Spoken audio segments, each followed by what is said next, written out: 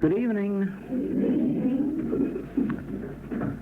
Well, you remember that when we started this season, I said that I had planned a longer trip here this time, hoping that we would do more work than we had done in previous years, and you see it's working out that way.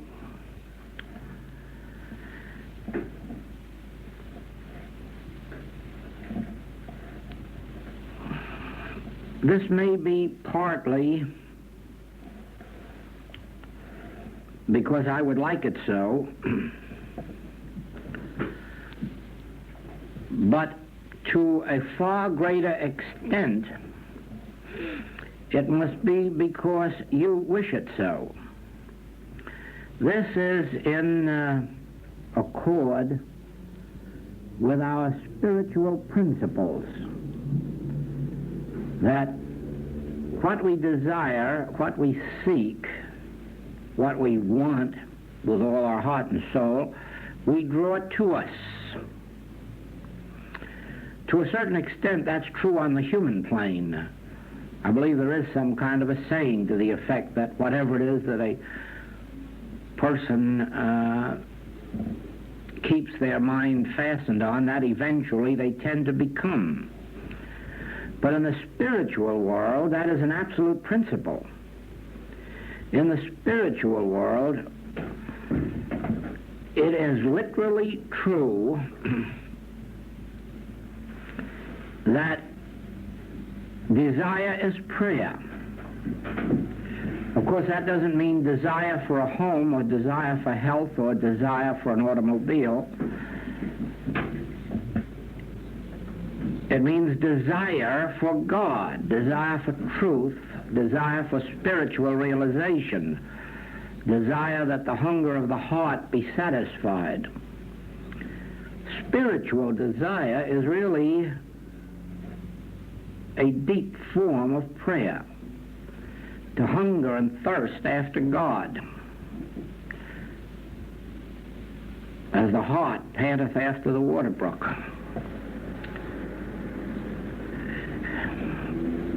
And so it is that in our work, and not only in our work, this is true of all spiritual work,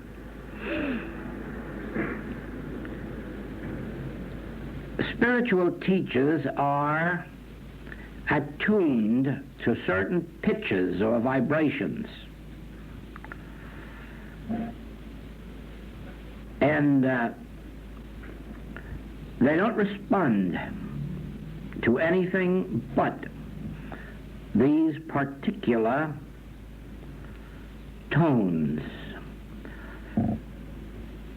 You might hold up wealth to a spiritual teacher, but you won't find them flick an eyelash in that direction. They just don't respond to it.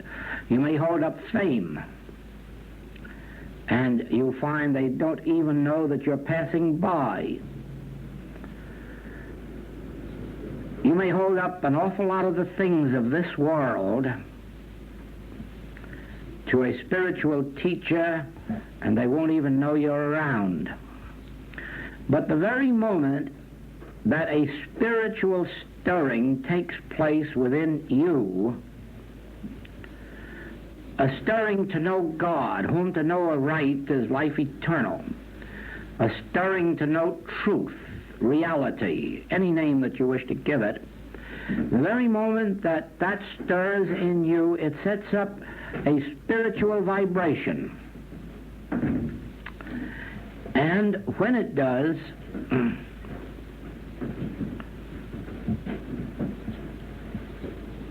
it finds a response in a teacher somewhere on the globe.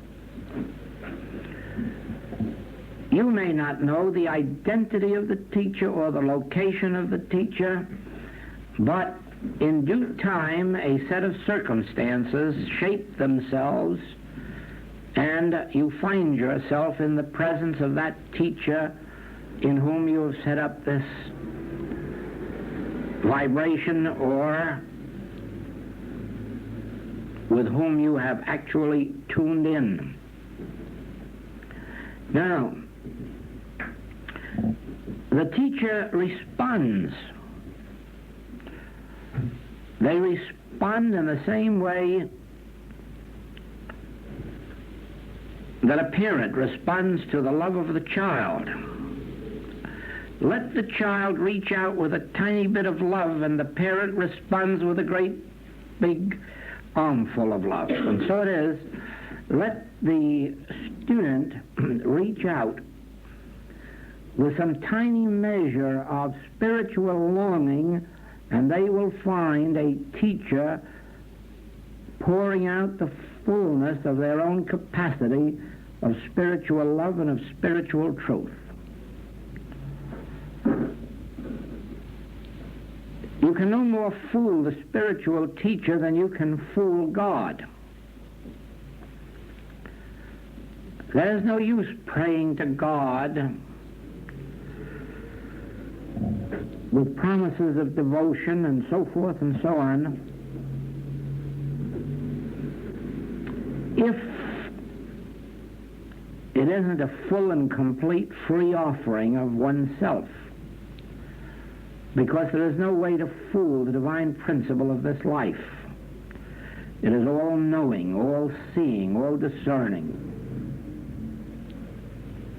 And in the same way, spiritual teachers aren't fooled by people for very long. Sometimes, for a short time, someone seems to get away with giving the appearance of wanting God, but it doesn't take long for discernment to see right through. And on the other hand, the teacher can often discern in the student qualities that the student doesn't know that they themselves possess, longings that have not yet come fully to light, and a depth of receptivity that they are not yet aware of in themselves. This all comes to the teacher just as it will ultimately come to the student, by the power of that developing consciousness, the enriching of consciousness with qualities that are beyond the human. It's a strange thing sometimes to see it work. Not that you can ever explain it, because you can't understand it. Or perhaps at least here is one who may truthfully say that he doesn't understand it, even while witnessing it. For instance, today,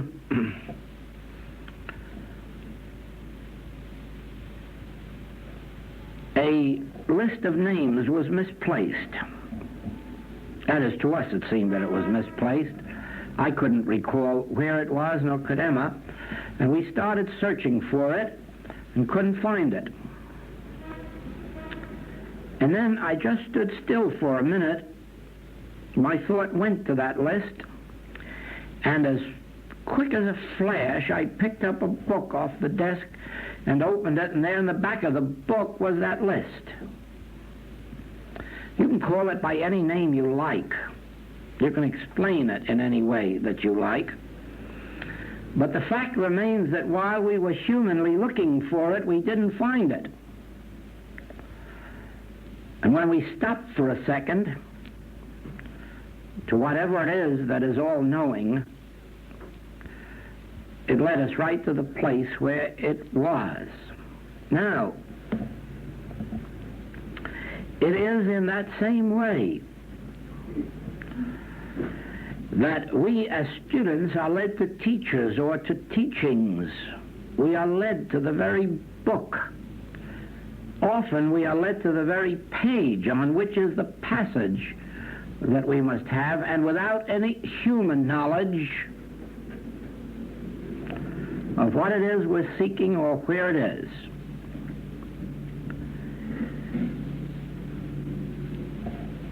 This might be called an intuitive faculty,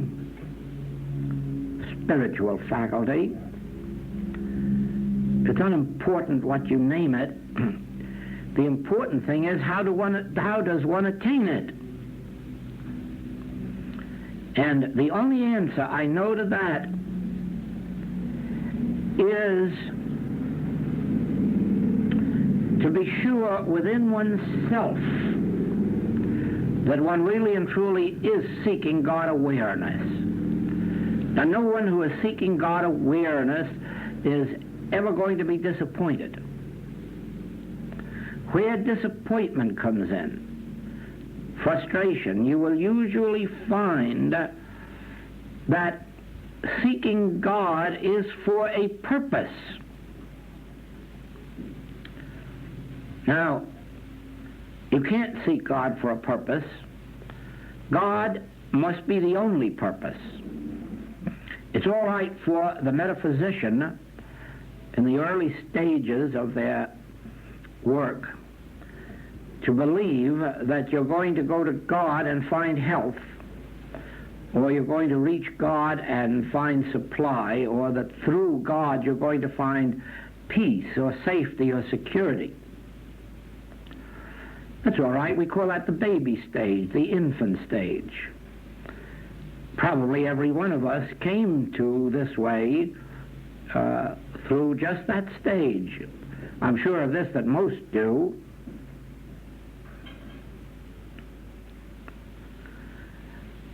But ultimately, it becomes clear, more especially if you are fortunate enough to succeed in making the demonstration of health or supply or some kind of a peace, the realization eventually dawns, well, now I did that, but I still don't feel that I got what I'm looking for. Now what's lacking? Now what's wrong? Now I got the health I was seeking. I got the supply. I got the marriage, or I got the home. Now what? There's something still missing. And usually it is then that the realization comes, that isn't what I was seeking. I thought I was seeking it. Now I've got it, and I'm not too stirred up about it. It's something else. And the day comes when you realize, I never will be satisfied with all the health there is in the world or all the wealth there is in the world if I do not have that other thing called God. If I do not attain that realization, that feeling of the presence, that awareness, that comes to many, many people. And then they realize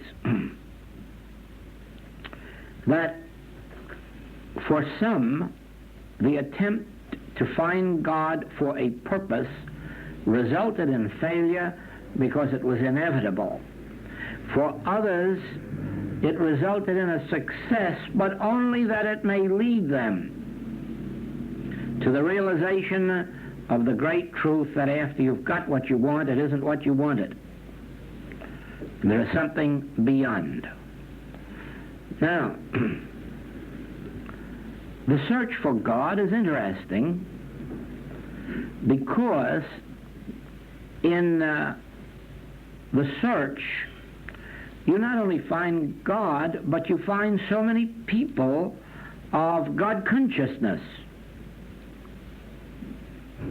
And you find yourself meeting people, not necessarily on your own path, but with the same goal. Paths may differ, and at least it's been my experience that in meeting these people, you don't even have an awareness of the fact that your path isn't the same, your way isn't the same. You are so thrilled with the idea of being with someone whose goal is the same.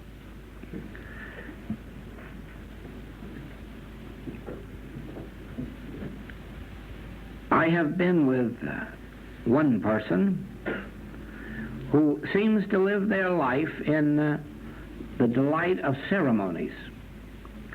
And ordinarily, I'm not attracted to that type of person. In fact, there is something in me that shies away from them. But in this particular case, that wasn't true. And I couldn't understand it until on better acquaintance I learned that it was only through those ceremonies that this person was able to reach behind them to the actual contact with the source. And then I understood. The entire situation took on a different light. So it is that I'm thinking of the Master's statement when the disciples complained about this man down the street who was healing. But of course he wasn't doing it in the name of Jesus Christ. And I think the disciples must have looked on him as a competitor and probably thought it would be a good idea if they could run him off the street. But the Master said that those that are not against us are for us. In other words, anywhere, anytime that anyone is seeking God realization or attaining God realization, we are one with them, whether they have attained it or are trying to attain it through the Orthodox Church or through paganism or through metaphysics or any other way that leads up. Truly, the Vedantist has said that there are many paths but only one mountaintop. Many ways but one God. Now, it is for this reason that when your heart is dedicated to the attainment of God, or God realization, that you may find yourself in the company of very strange people, religiously speaking, and wonder what brought you into contact with them. But if you just perceive, if you just open your inner eye, you will discern that the reason is that you have this in common. They are not against you. They are going your very way, only reading a different book or sitting in a different position or standing. Sometimes they take their shoes off before going into temple. Sometimes they take their hats off. Sometimes they put their shoes on, and sometimes they put their hats on. It really makes no difference. That which counts is the degree in which God is the goal.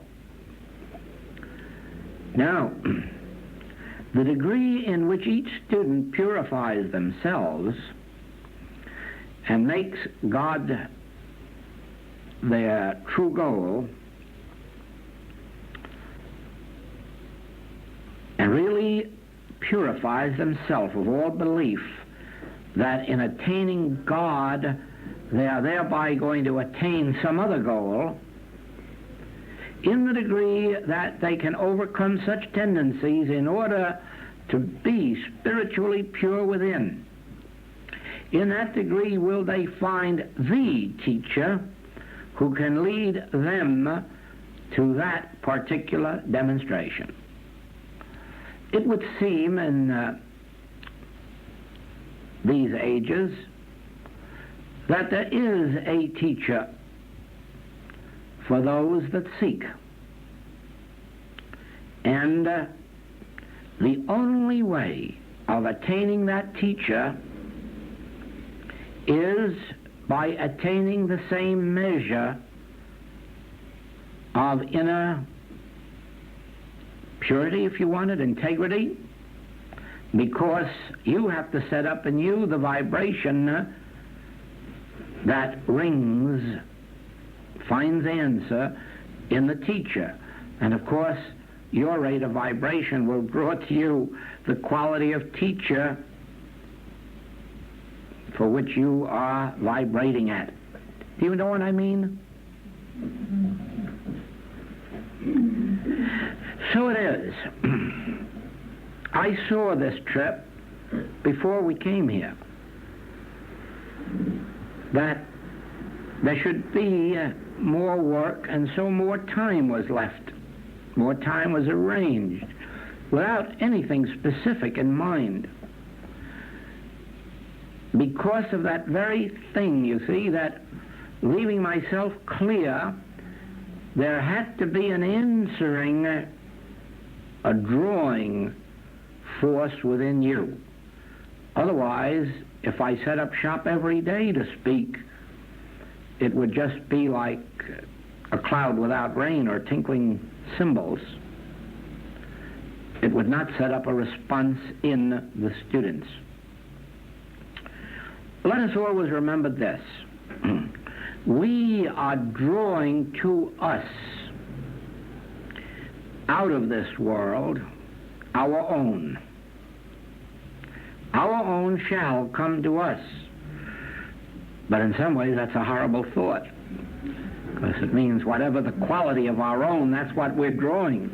And it's very necessary to watch that inner integrity. That is why I caution students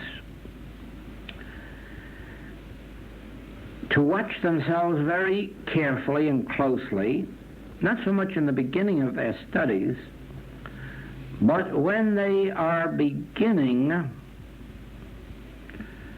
to feel that they're getting somewhere. When they begin to feel that,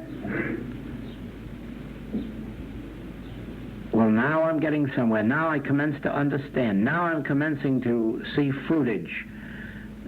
Now things are becoming clearer. Now I'm probably on cloud 2 or 3. Because there is where the danger comes in. Until one is seasoned in the Spirit, there are temptations on the spiritual path, and this is symbolized in Scripture by the Master's 3 temptations in the wilderness. If you study that carefully, you must be quite surprised that one who is already a master, one who is already spiritually ordained,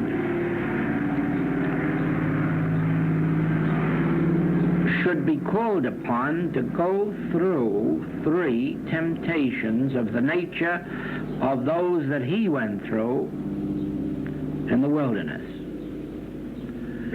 You wouldn't have thought that he was susceptible to wanting power, wanting fame, wanting to use thought in order to turn stones into bread. You would have thought that at that stage he was already perfected. But that couldn't have been, because the perfected soul could not possibly be tempted.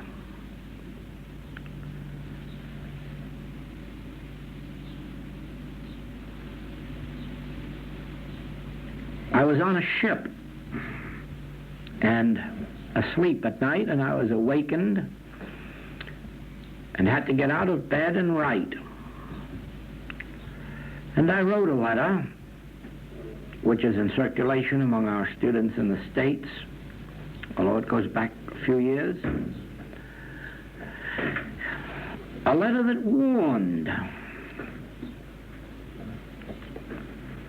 of the temptations to which the students are subject on this path. One is the temptation of lack. There are so many students who, just about the time when they think that they are spiritually progressed, may find themselves going through their deepest trials of lack. And the temptation is to believe that God has deserted them, or that they have become unworthy of God. And if that condition of lack lasts a little bit too long, they get discouraged and give up. And it is probably better so, because had they continued on, they would have found more troubles ahead.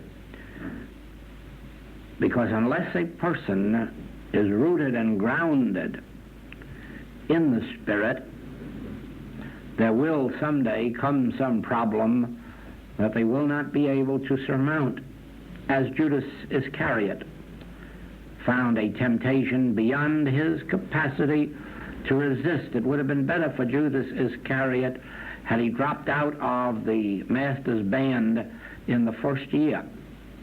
Far better for him. To others, the early flush of realization of the Spirit brings prosperity. And they find that prosperity is something they couldn't take, because it becomes something in and of itself, or the things that it can do for one, or buy for one, or give to one. And so thought is deflected from the fact that the form of wealth isn't wealth, but the source. So it is. At every step there are temptations. Peter had his temptation to preserve his own life. You see, self-preservation is the first law of human nature, not spiritual nature. Oh no. Oh no. When one has attained spiritual nature, they are not concerned about their human sense of life, their human sense of supply, their human sense of freedom. Some were cast into lions' dens, and some were burned, and some were crucified, some were cast into prison. That makes no difference to the illumined, for that which constitutes illumination is the realization of immortality. And one cares but little whether immortality is lived this side or that side.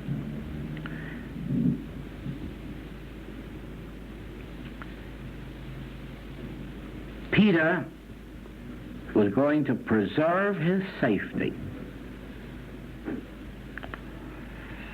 And thereby he lost. He lost much. The fact that the Master forgave him was demonstration for the Master, but not for him. He still had his own demonstration to make. And you may be assured of this, that regardless of how little Scripture tells us about it, he must have gone through a very bad siege in the realization of the fact that such a thing could have happened to him after 3 years with the Master. So let no one overestimate the degree of their spiritual progress unless they have been tested. And when they are tested, let them not fear for the consequences, for there are no consequences except the joyous consequence of overcoming fear, overcoming this idea of self-preservation, overcoming whatever it is in human nature that keeps one from the full and complete realization of their spiritual identity. One memory, if carried with us, will suffice to carry us through every temptation, or any temptation of any nature. One realization will carry us through. And that is the realization that our goal is God realization, and that we have no intention of stopping until that is attained, be the price whatever it may be the effort, the devotion, whatever it may be. God realization is the goal. And then, should lack come into our experience,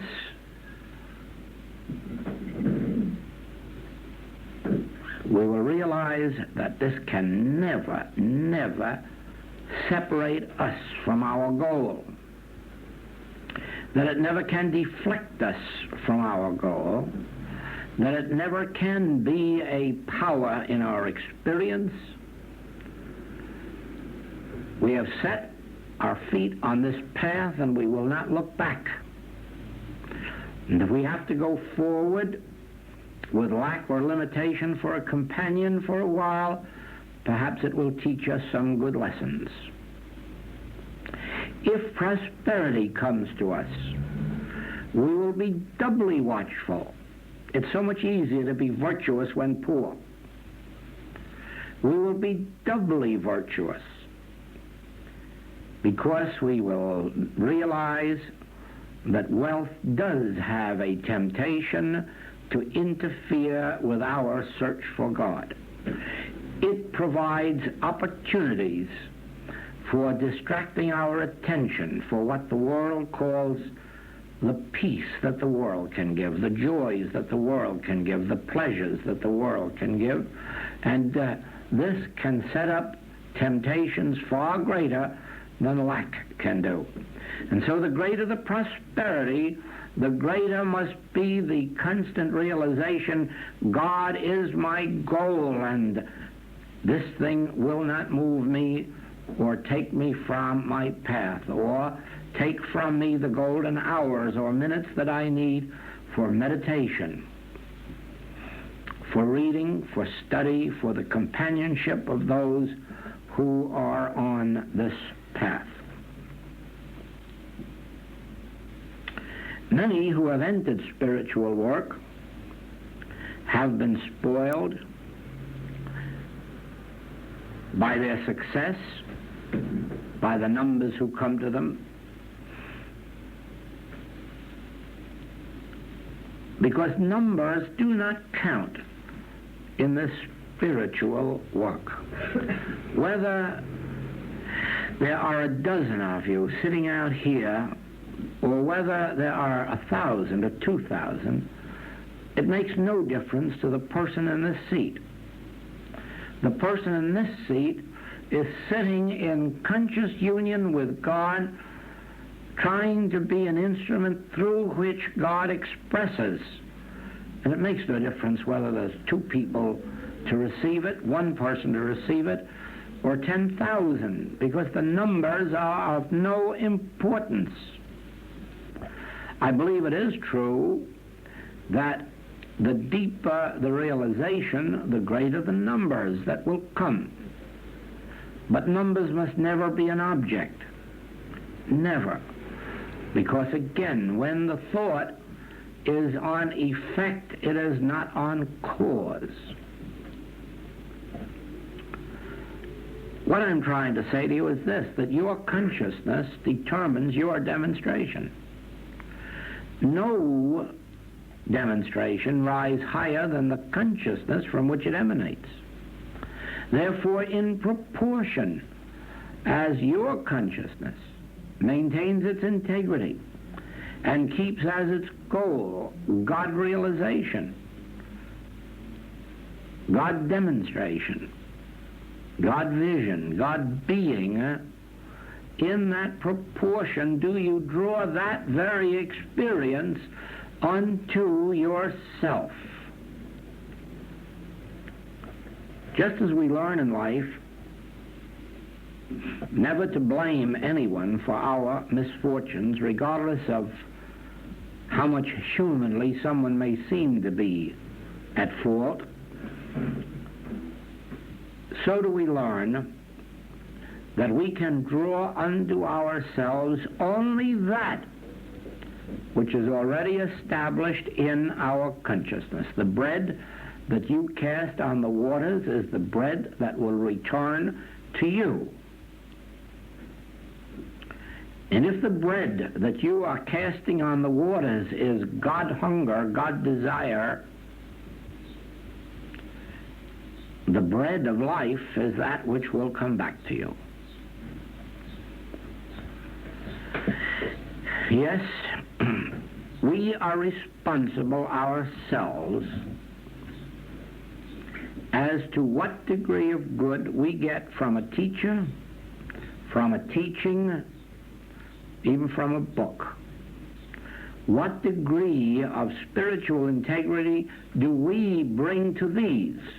That is the degree that we will draw out from them. A book by itself is just white pages and black ink. And of course that's all you can get off of a page, unless you bring something else to that page. When you bring to that page your God hunger, you draw from it God's satisfaction, the bread of life, the meat and the wine. When you bring to a classroom, when you bring to a teacher your heart filled only with spiritual desire, you draw through the teacher the bread of life, the wine, the water, the staff, the substance. That is your demonstration.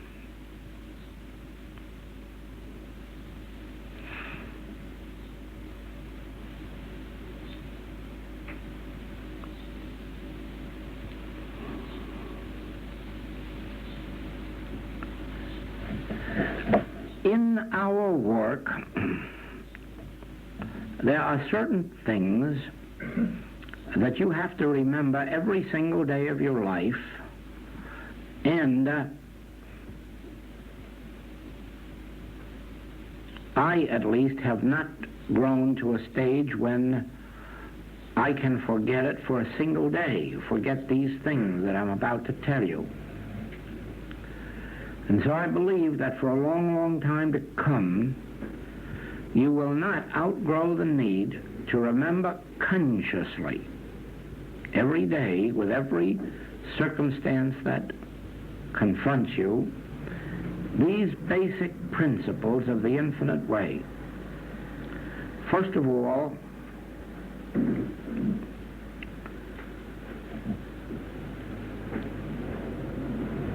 that you have to review often in your mind what you know of the nature of God, what kind of a God it is that you're worshiping, so that you do not come under the world's mesmerism and start going to God for things, or expecting God to do something an hour from now that God hasn't been doing the past million years. In other words, that you do not revert unconsciously or subconsciously to expecting God to do something for you or for someone else. You have to be alert always to remember that regardless of what it is you have in mind, God is. God is already the shepherd. God already is leading into by the still waters and into green pastures. Is. You have to remember that God is. That's the continuous song. God is.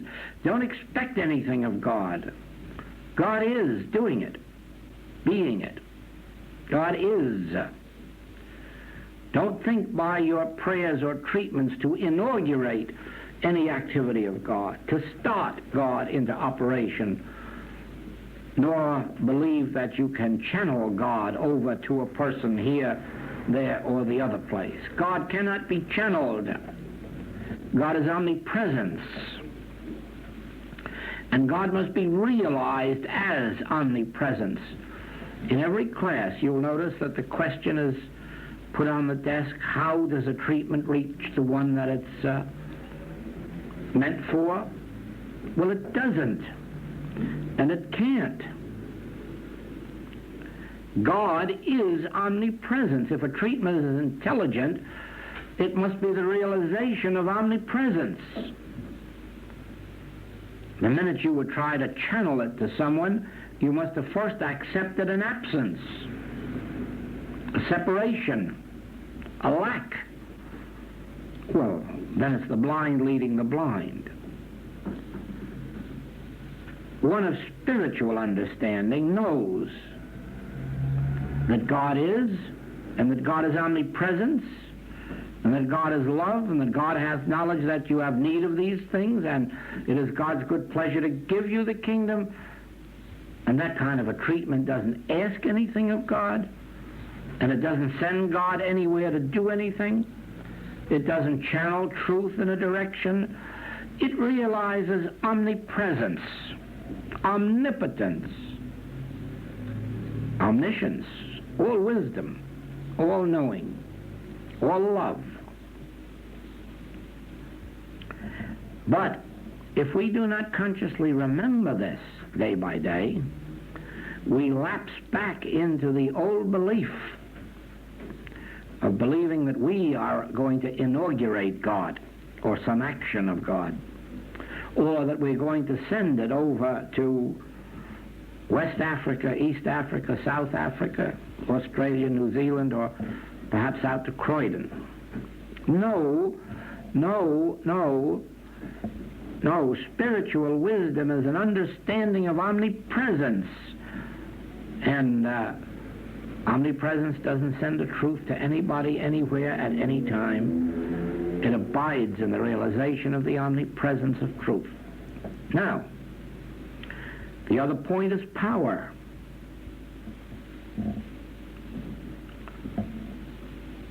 The infinite way is almost exclusive in its stand on God as the only power. Not that all religions don't teach it, but they do not accept it. They accept power in disease. They accept power in sin. They accept power in form. But practice in the infinite way is absolutely dependent on the degree of your realization of God as the only power, so that you learn not to hate, fear, or love that which has form. Do you see that?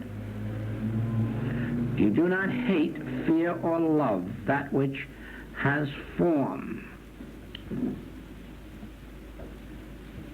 Once in a while you'll hear a question in a class, but can't we love each other? Yes, but we love each other, not form.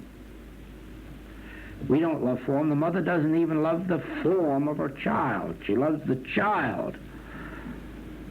We love each other, but we don't love form. We love each other, but we recognize that we are not form in the physical sense. We are spiritual consciousness, and if we have a form, it's entirely spiritual, incorporeal. And that love is above human affection. So it is, when we are thinking of power, is there a law? Is there power in a law of infection or contagion or heredity? Is there power in a law of weather or climate or food?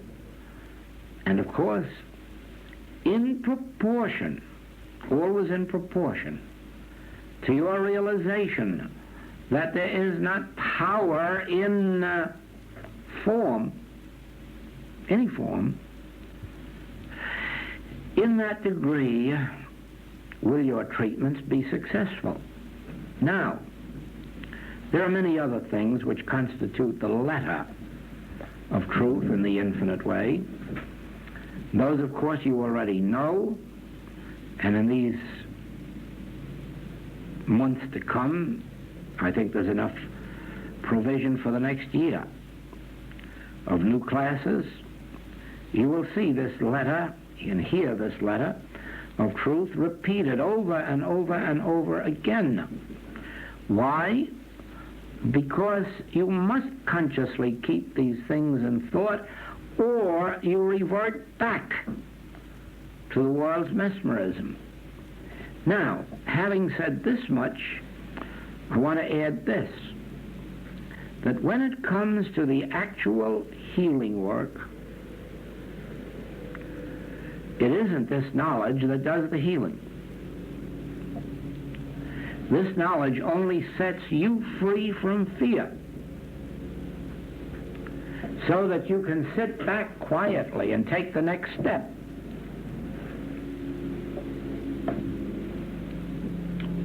And that is listening, getting still inside. You can't do that, remember, while there is fear. If you have fear for your patient, if you have fear of their condition, fear of their pain, don't believe that you can sit back and bring out the harmony. It will not work. Today, while we were sitting in the flat, a telephone call came for help. And I sat back to give it. But I found myself inwardly with a sense of confusion. I could not find that center that is so necessary for me to find if harmony is to appear. And so I asked Emma to sit down with me and meditate with me, so that this, between us, or with two of us to gather together, this peace would come, and it did. It came so beautifully and so wonderfully that both of us were sent right back into the bosom of the Father. It was a most beautiful experience. But you see, that couldn't be as long as there was fear. Now, of course, you know I don't consciously fear, but then fear isn't personal. Fear is never of you or of me. You will learn that in the July letter. Fear is never of you or me. It's an impersonal thing. It's a universal thing. And so when I sit down, if there is a disturbance there, that must first be overcome before I can reach that center through which the healing influence comes. Now,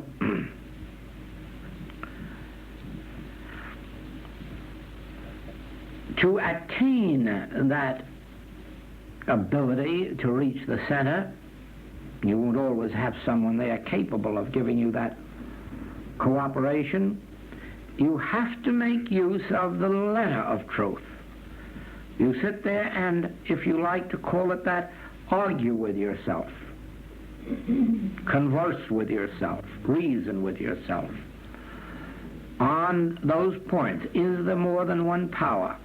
Is there more than one law? Is there any effect in a law of disease or a law of sin or a law of fear? Until you do come to that place where you no longer fear or no longer are inwardly disturbed, can be completely at peace, and then when the Spirit of the Lord God is upon you, that's when the healing takes place. But first bring yourself to a state where you no longer hate, fear, or love the particular error that is confronting you, so that you can be receptive and receive that still small voice or the feeling of the presence. It is in that second stage where the healing work takes place. But that second stage only comes when you have met the circumstances of the first. Now, it may not be that you will always have to go through that first step. We had just the opposite experience a few days ago when Mrs. Anthony and my wife and I were sitting in the same room, and the telephone bell rang, and it was a call from California asking emergency help needed for a patient in the hospital. And at that time, there wasn't a single need for anything to be done or anything to be thought. The response was so instantaneous within me that I don't think any mention was even made of what the nature of the telephone call was. But today I received a letter that the patient is out of the hospital and at home. Now you see what I mean? The healing work is not done through knowing the letter of truth, but when the Spirit is upon you. But you cannot get the Spirit upon you if there is in you any feeling of reaction to the error that confronts you. So that you must know the correct letter of the message of the infinite way. It is important. You must know these tapes that are embody the principles of healing work. You have a whole class on that in the Adelaide, Australia tapes, an entire class just given to one subject. And in every class you'll find at least one tape. For this reason, that I cannot forget that we are not sufficiently advanced to stand on absolute truth. There's nothing wrong with absolute truth as absolute truth, because absolute truth is truth. But there is something wrong with trying to demonstrate it if you believe for a moment that you have arrived at a place when you no longer need the letter of truth. No, there isn't anyone, at least I have never met anyone in this work who is successfully healing, who has gotten to a place where they must not at some time or other bring this conscious knowledge of the letter of truth to bear within themselves. Yes, when you are active in the practice and having 30, 40, or 50 telephone calls a day, you may only need 2 or 3 periods for that inner reminder. For the rest, you're already in the Spirit, and the work is being done without it. But you'll still find that there's a need for going within 2, 3, 4 times a day and reminding yourself of these basic truths. So first of all, remember that we must never lose sight of the fact that we are not going to God for a purpose, not even to heal somebody. Not even to heal somebody. We are going to God for the realization of God. When we have the realization of God, healing takes place. But that's not what we are going for.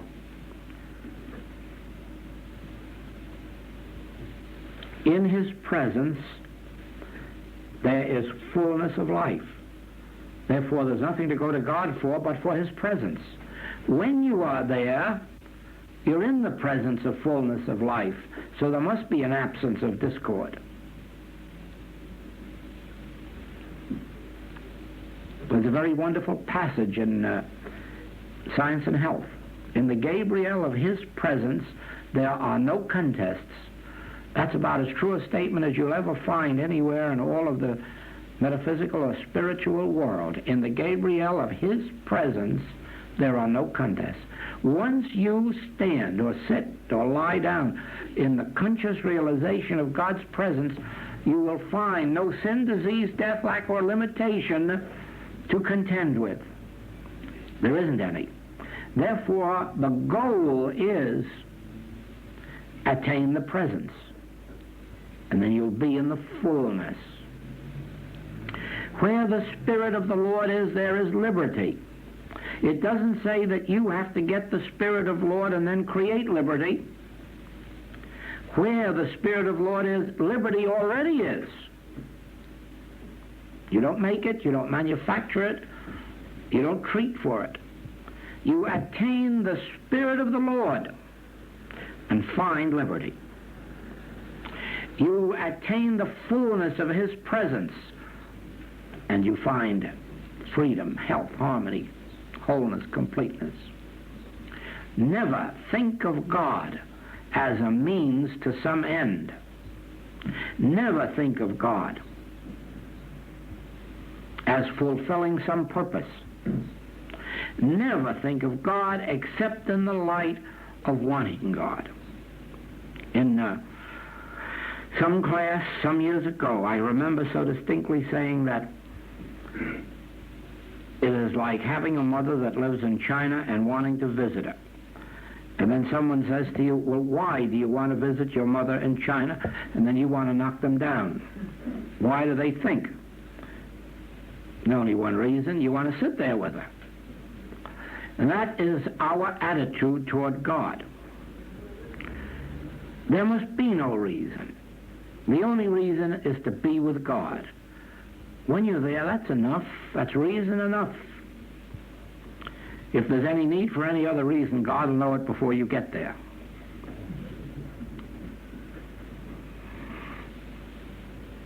Now, as an example, tonight, do you see why it is so important that we meet together often? Do you see why it is important that we have these reminders? Do you see why it is important that we unite in the spirit and meditation, and that we have the benefit of those who have gone one step beyond ourselves? This is the reason. Because more has been accomplished here in this room tonight in one night than we could accomplish each by ourselves in a year. There isn't any question about that. I will find myself further along the path as a result of this night, because it lifts me up too. We are a united consciousness. We're not one person. We are a united consciousness. And the degree of love of God in you finds a response in me, and the love of God in me finds a response in you. I'm as susceptible to feelings as you are. And so it is that when I feel a love of God, I feel it, and I'm lifted up by it. You are too, and you respond to it. Well, that's that for tonight, but I do understand we're going to have another evening on the 22nd of July. What?